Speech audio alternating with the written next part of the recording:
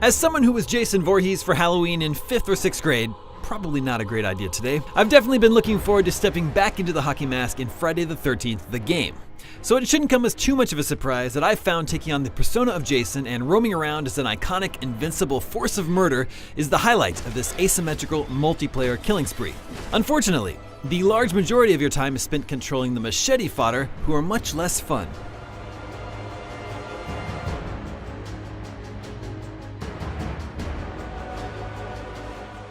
The developers at Ltest got the feeling of playing this menacing character exactly right, and it's really fun to methodically hunt down your prey. Not only are his powers a good explanation of how Jason can seem to be everywhere at once in the movies, they make you feel powerful and in control of the situation.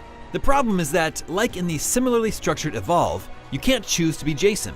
One player is chosen at random at the start of the match, and with up to 8 players, that means there is a 12.5% chance of you being Jason.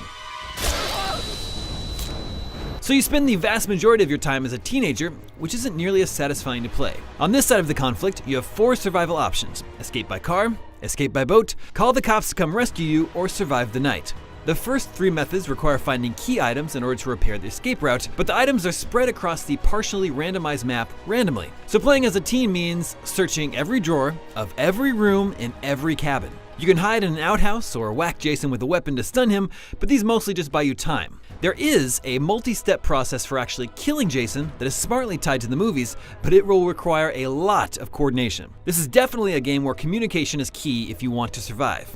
Players on headsets will be able to let others know they found the car engine, and if a couple others have found the gas and keys, you can all rendezvous at the escape vehicle.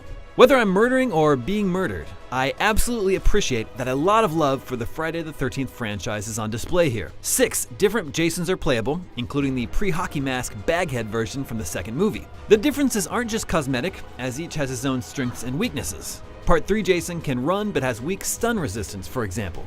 But no matter which version of Jason is hunting you, his kills are gruesomely delightful and totally on par with what you would expect to see on the movie screen. More are unlockable too, and there are plenty of Easter eggs in there for fans. Oh my god.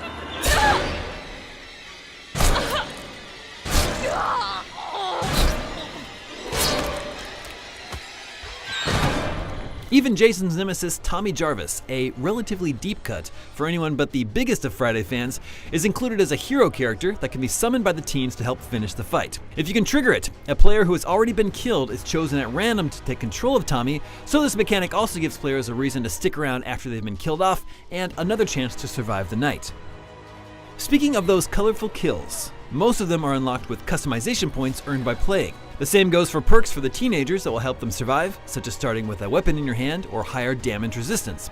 There are also numerous unlocks that occur automatically as you level up your profile, like new Jason archetypes and counselor outfits. I do like the progression system, and I'm eager to unlock the new kills for Jason and threads for the teenagers that I have to keep playing as. While there is a lot of welcome attention to franchise details, Friday the 13th is one of the buggiest games I've played in a long time. Collision detection is terrible, and it's not uncommon to see characters popping through walls, teens hovering in air, and corpses still flailing about after Jason has ended them. Each teen has a few lines of dialogue, but their mouths don't move when speaking. And every single match begins with the same shot of the preppy teen's ridiculous face, which gets old fast.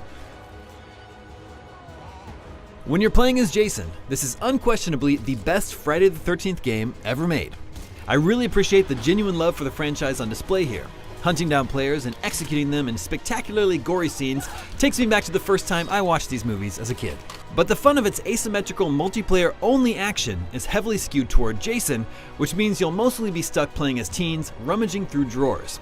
Despite that lopsided gameplay and some pretty heinous glitches, there is some dumb fun to be had here, which is all the movies ever really offered anyway. For more on Friday the 13th, check out some Jason gameplay, some counselor gameplay, and some 4K 60 frames per second footage.